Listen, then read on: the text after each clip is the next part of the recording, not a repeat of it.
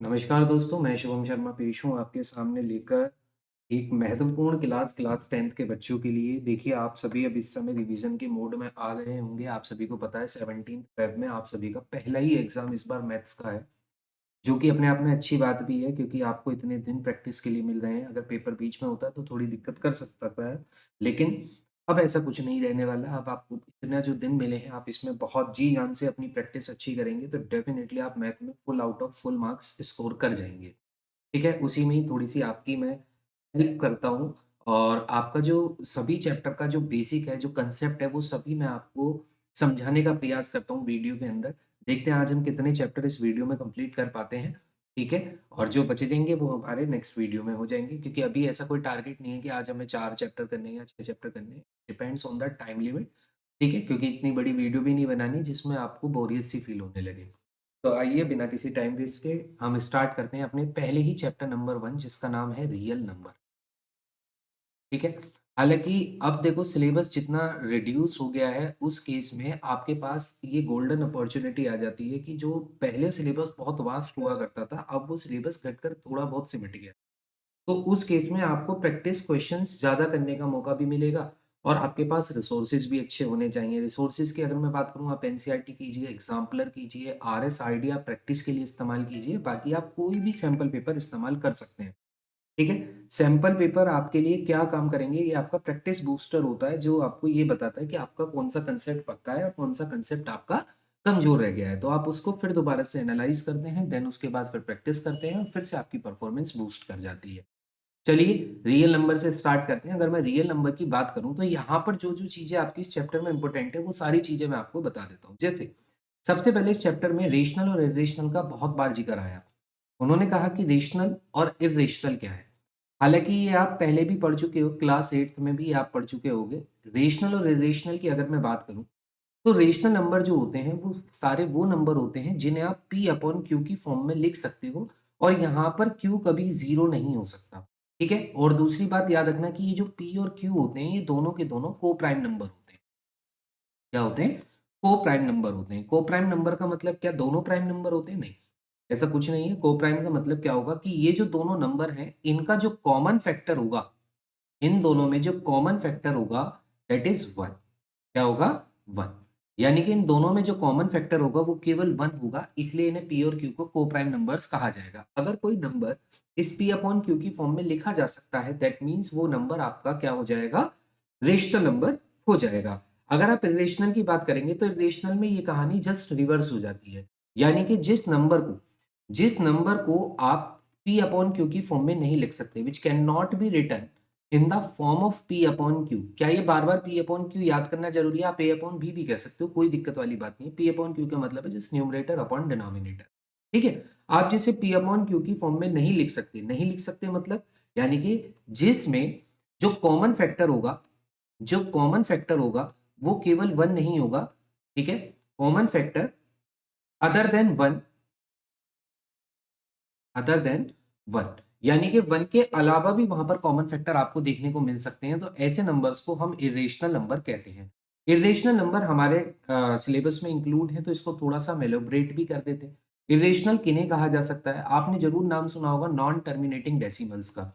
Non terminating decimals यानी कि ऐसे डेसिमल्स होते हैं जिनको आप जब डिवाइड करते हैं तो ये डेसिमल की प्लेसेस तक भी जाकर कंप्लीट तरीके से डिवाइड नहीं होते। जैसे आपने अगर 20 को 3 से डिवाइड करने का प्रयास किया तो आपको रिजल्ट मिलता है 16.666 और ये 6 कभी खत्म नहीं होता। ठीक है?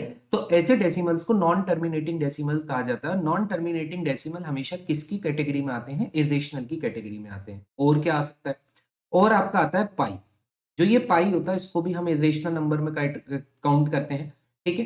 हालाँकि हम लिखते हैं कि अप टू 14 डेसिमल प्लेसेस तक ये जाकर कट सकता है, लेकिन फिर भी हम इसको इरेशनल में काउंट कर लेते हैं पाई को भी, ठीक है? इसको थोड़ा स्टार मार्क कर लेंगे।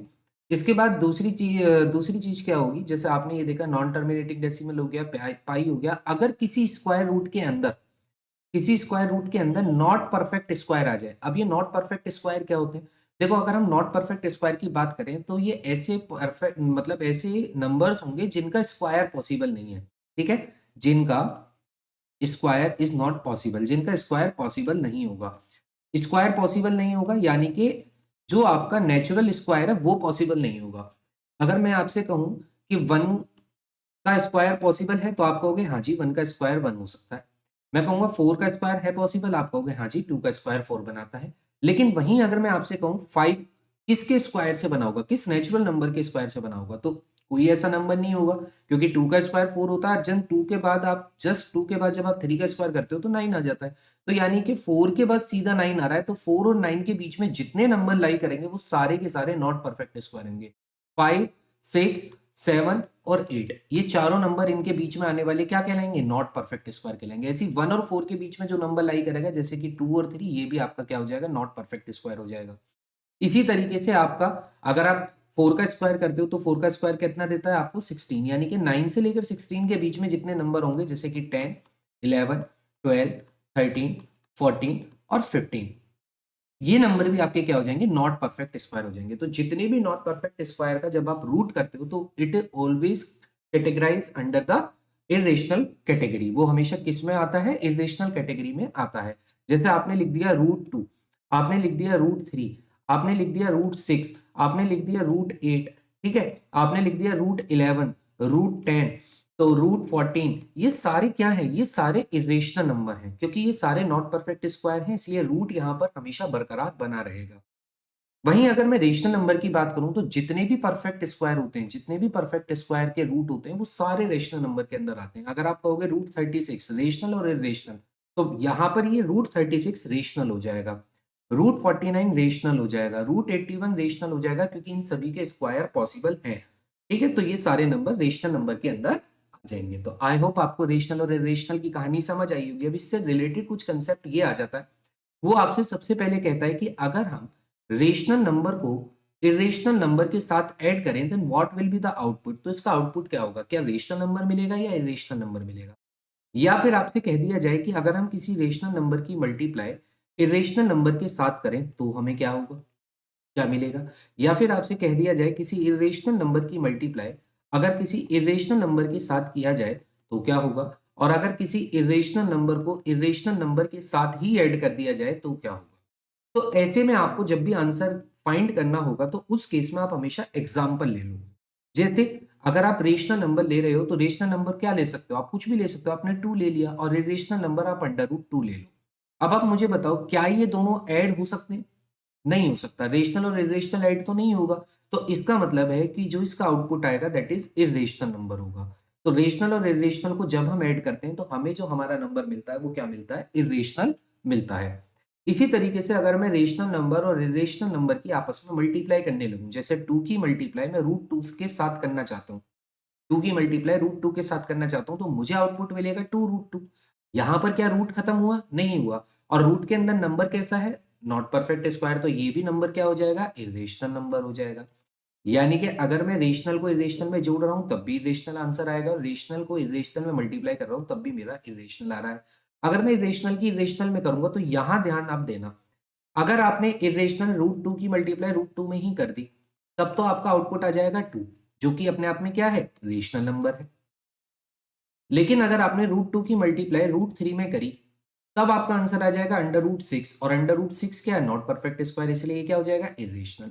यानी कि जब मैं इरेशनल की इरेशनल में मल्टीप्लाई करता हूं तो यहां मुझे ध्यान देना है कि यहां मेरे आउटपुट दोनों हो सकते हैं। ठीक है, इट मे बी रेशनल, वो मेरा रेशनल भी आ सकता है और इरेशनल भी आ सकता है, दोनों ही नंबर यहां पर आने की संभावनाएं बन जाती हैं। ठीक है, क्योंकि केसेस दोनों ही लिए जा सकते हैं, हमें सारी कंडीशंस वहां पर माननी पड़ेंगी।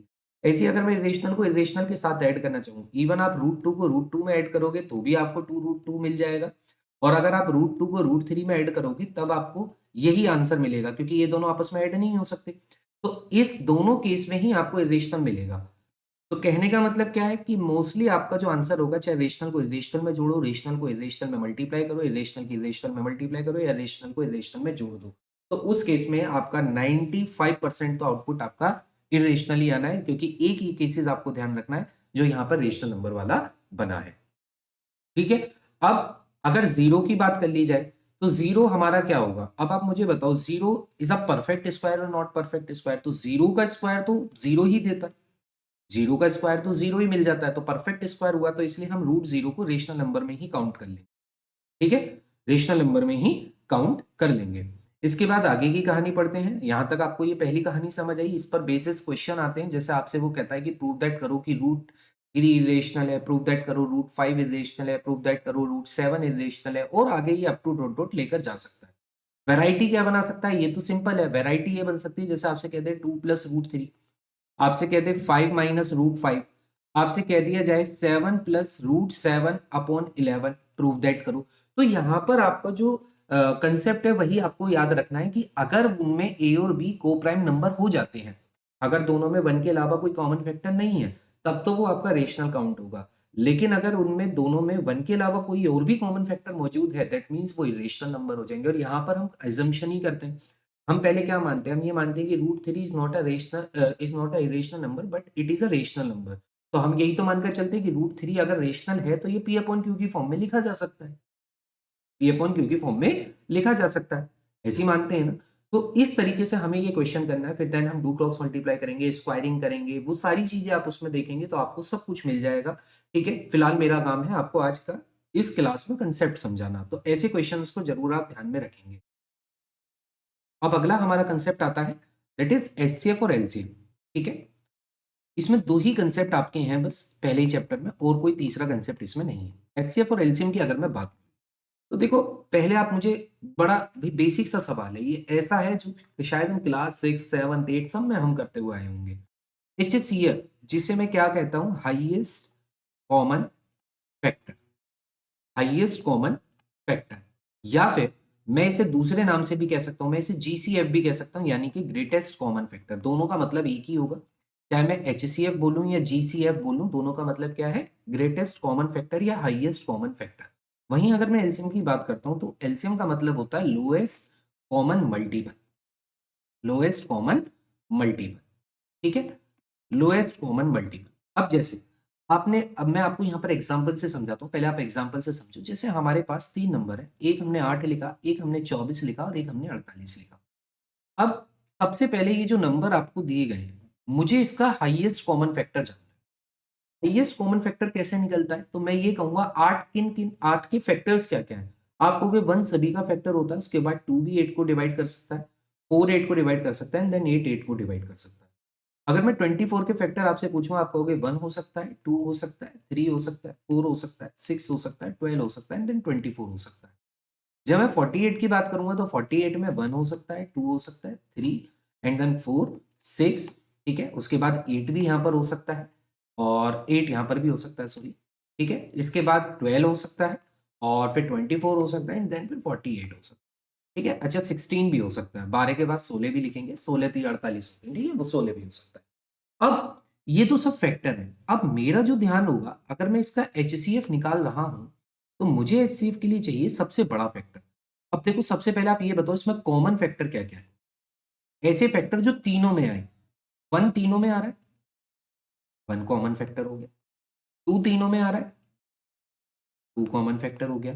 3 ऊपर नहीं आ रहा लेकिन बाकी दोनों में आ रहा है, तो 3 हमारे लिए कॉमन फैक्टर नहीं है। 4 दोनों में, तीनों में आ रहा है, आप कहोगे हाँ जी 4 भी कॉमन फैक्टर हो गया। इसके बाद 8 तीनों में आ रहा है, तो 8 भी कॉमन फैक्टर। अब 8 के बाद आपको चेक ही नहीं करना, क्योंकि 8 के बाद सारे फैक्टर इधर तो मिल रहे हैं लेकिन ऊपर वाली लाइन में नहीं मिल रहे, तो वो हर नंबर का कॉमन मुझे चाहिए था। अब क्योंकि हम एचसीएफ निकालने, तो एचसीएफ में हमें सबसे बड़ा फैक्टर लेना था। 1 2 4 8 में सबसे बड़ा ग्रेटेस्ट फैक्टर कौन सा है, आप कहोगे 1 2 4 8 में सबसे बड़ा जो फैक्टर है दैट इज 8। तो इसका मतलब इस 8 24 और 48 का जो आंसर होगा दैट इज 8, यानी कि हाईएस्ट कॉमन फैक्टर मेरा 8 निकल जाएगा। इतनी कहानी समझ आई। अब अगर मैं इसका एलसीएम निकालता हूं, तो एलसीएम का मतलब होता है वो मल्टीपल जो इन तीनों में कॉमन आए, लीस्ट मल्टीपल, लीस्ट मल्टीपल यानी कि सबसे छोटा मल्टीपल जो तीनों में कॉमन आ जाए। अब ऐसे केस में आप एलसीएम निकालते हो, जो कि आप यूजुअली सभी लोग करते हो, 8 24 और 48 का आप एलसीएम इस तरीके से निकालने लगते हो, जिसे हम प्राइम फैक्टराइजेशन मेथड कहते हैं। ठीक है, यहां पर आप इसको करते हो, 2 से जाएगा, है ना, इस तरीके से, और फिर आप इसको यहाँ पे डिवाइड करोगे, 2 6 12, एंड देन 2 से फिर कट करोगे, 3 6, फिर आप 2 से करोगे। ठीक है, एंड देन फिर आपका 3 से चला जाए। जब तीनों फैक्टर 1 1 हो जाते हैं तब हमें स्टॉप करना होता है। तो ये कितना हो जाएगा, 2 2 जा 4, 4 2 जा 8, 8 2 जा 16 एंड 3 जा 48। तो एलसीएम मेरे पास जो आएगा दैट इज 48। अब आप देखो अगर आप इनकी फुल फॉर्म पर जाओ तो एलसीएम का मतलब है लोएस्ट और एचसीएफ का मतलब है हाईएस्ट, लेकिन एचसीएफ नंबर आया छोटा, एलसीएम नंबर आया बड़ा। तो इसका मतलब क्या है कि एलसीएम हमेशा एचसीएफ से रिजल्ट बड़ा ही रखेगा और एचसीएफ हमेशा छोटा ही रिजल्ट रखेगा।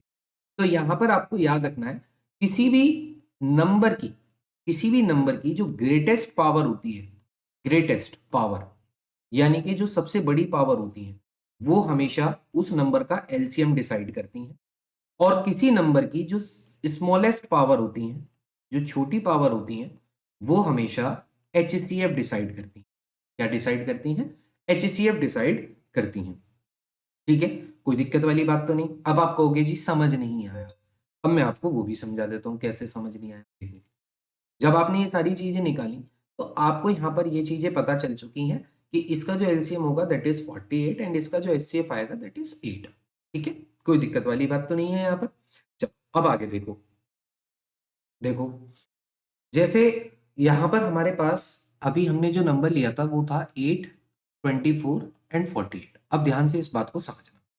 जब आप 8 का फैक्टर लिख रहे थे तो एक तो तरीका था 2 मल्टीप्लाई 2 मल्टीप्लाई 2 मल्टीप्लाई करके लिखना। और एक तरीका क्या होता है कि 2 की पावर 3 इज 8। ठीक है, 24 को आप कैसे लिख सकते हो? आप 24 को लिख सकते हो 2 की पावर 3 यानी कि 8 एंड मल्टीप्लाई 3, 8 3 जा 24। ठीक है, 3 की पावर कितनी है? 1। उसके बाद आप 48 को लिख रहे थे तो 48 को आप लिखोगे 2 की पावर 4 जो कि 16 होती है मल्टीप्लाई 3 की पावर 1 जो कि 48 होगी। जब मैं इसका एचसीएफ निकालूंगा और जब मैं इसका एलसीएम निकालूंगा तो दोनों में ध्यान समझना। अभी मैंने आपको क्या बताया कि एचसीएफ में हमें स्मॉलेस्ट पावर लेनी होती है और एलसीएम में हमें ग्रेटेस्ट पावर लेनी होती है। ठीक है, अब आप देखेंगे जब आप एचसीएफ की बात करोगे तो मुझे ये बताओ कि इसमें 2 की सबसे स्मॉलेस्ट पावर क्या है? 2 की पावर 3, 2 की पावर 4। अब 2 की पावर 3 छोटी है 2 की पावर 4? आप कहोगे 2 की पावर 3 छोटी है। 3 की पावर आप यहाँ पर इसलिए नहीं लोगे क्योंकि 3 की पावर सिर्फ 2 जगह आ रही है, तीसरी जगह मौजूद ही नहीं है। तो हमें तो एचसीएफ में हमेशा कॉमन लेना होता है जो हर किसी में कॉमन हो। तो हर किसी में 2 की पावर तो है लेकिन 3 की पावर नहीं है। तो इसका मतलब यहाँ पर जो एचसीएफ हो जाएगा वो स्मॉलेस्ट 2 की पावर हो जाएगा एंड 2 की पावर 3 का मतलब होता है 8। और आप पीछे चेक करो आपका एचसीएफ 8 ही आया था, है ना? जब आप एलसीएम निकालते हो तो एलसीएम के केस में हमें ग्रेटेस्ट पावर लेनी होती है और उस केस में हमें कॉमन की कोई आवश्यकता नहीं होती क्योंकि एलसीएम में कॉमन का मतलब नहीं है। एलसीएम में मतलब क्या है? लोएस्ट कॉमन मल्टीपल चाहिए। ठीक है, तो लीस्ट कॉमन मतलब कम से कम, उसमें ग्रेटेस्ट नहीं कह रहा, वो ये नहीं कह रहा कि मैक्सिमम इतना ही चाहिए, लीस्ट मतलब कम से कम इतना तो कॉमन होना चाहिए। 2 की पावर 3 और 2 की पावर 4, बड़ी पावर कौन सी है? आप कहोगे 2 की पावर। 3 की पावर दोनों तरफ 1 है इसलिए हम a की पावर ले लेंगे। और जब हम इसको सॉल्व करेंगे 2 की पावर 4 16, 3 जा 48, तो एलसीएम आपका 48 ही आया था और एचसीएफ आपका 8 आया। यही था। अब यहाँ पर वो क्वेश्चन किस तरीके से बना देता है, वो आपसे कह देता है कि एक ए नंबर है। ठीक है, एक ए नंबर है जिसमें 2 की पावर 8 मल्टीप्लाई 3 की पावर 5 मल्टीप्लाई 5 की पावर 2 है। एक बी नंबर है जिसमें 2 की पावर 5, 3 की पावर 8 और 5 की पावर 1 है। तो आपसे पूछेगा बताओ इसका एलसीएम क्या होगा या बताओ इसका एचसीएफ क्या होगा। इस केस में आपको हमेशा याद रखना है जब आप एलसीएम की बात करोगे तो हमेशा बड़ी पावर लोगे। 2 की बड़ी पावर क्या है? आप कहोगे 2 की पावर 8। 3 की बड़ी पावर क्या है? आप कहोगे 3 की पावर 8। और 5 की बड़ी पावर क्या है? 5 की पावर 2। तो दिस इज द एलसीएम, ये हो जाएगा आपका एलसीएम। वहीं अगर वो आपसे एचसीएफ कहेगा तो आप छोटी पावर लोगे। 2 की पावर 8 और 2 की पावर 5 में छोटी पावर क्या है? 2 की पावर 5। ऐसी 3 की पावर 5 छोटी है और 5 की पावर 1। तो यहाँ पर ये आपका क्या हो जाएगा? एचसीएफ हो जाएगा। अगर वो इसको इस तरीके से दे दे जैसे ए की वैल्यू बराबर आपको दे रखा है क्या? आपको कह रखा है पी की पावर 4, क्यू की पावर 3, आर की पावर 1। बी आपसे कह रहा है पी की पावर 3, क्यू की पावर 1 एंड आर की पावर 1। अब आपसे पूछा जाए बताओ एलसीएम क्या होगा और बताओ एचसीएफ क्या होगा। तो आप वही कंसेप्ट आप यहाँ पर अपनाओगे। पी की सबसे बड़ी पावर जो होगी वो एलसीएम में आएगी, क्योंकि सबसे बड़ी पावर एलसीएम में आएगी और आर की पावर दोनों तरफ सेम है इसलिए उसको तो आपको ऐसे ही रखना पड़ेगा। जब आप एचसीएफ की बात करोगे तो स्मॉलेस्ट पावर लोगे, पी की पावर 3, क्यू की पावर 1 एंड आर की पावर तो दोनों तरफ 1 है इसलिए उसको भी आप ऐसे ही।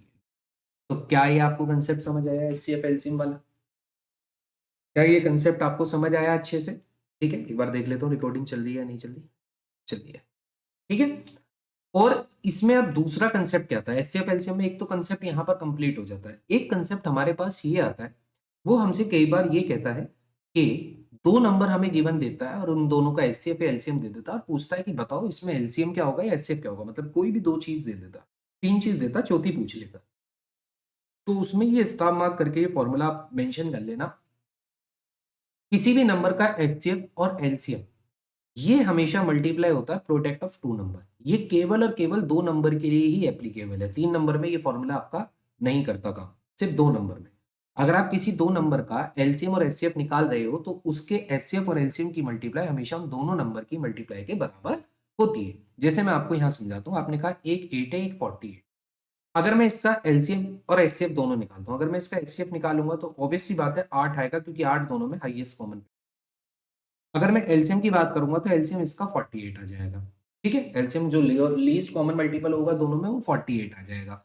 अब उसने कहा एचसीएफ और एलसीएम की मल्टीप्लाई यानी कि 8 की मल्टीप्लाई जब मैं 48 में करूंगा तो ये इन्हीं दो नंबर की प्रोडक्ट के बराबर आना चाहिए, यानी कि 8 इंटू 48 आ रहा है या नहीं आ रहा, वेरीफाई। तो इसका मतलब है ये फॉर्मूला आपको हमेशा याद रखना है कि किसी भी दो नंबर के एचसीएफ और एलसीएम की मल्टीप्लाई उन्हीं दो नंबर की मल्टीप्लाई के बराबर होती है।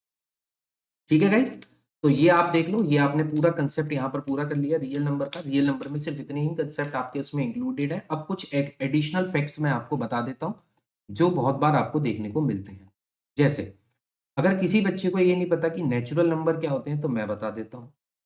नेचुरल नंबर होते हैं जो वन से स्टार्ट होते हैं ना, इसको ऐसे लिख देता हूँ, स्टार्ट विद वन। ऐसे नंबर जो वन से स्टार्ट होते हैं कहाँ तक जाते हैं भाई, इंफिनिटी तक। ऑब्वियसली बात है नंबर्स इंफिनिटी तक ही जाएंगे। ठीक है, इसके बाद और क्या हो सकता है,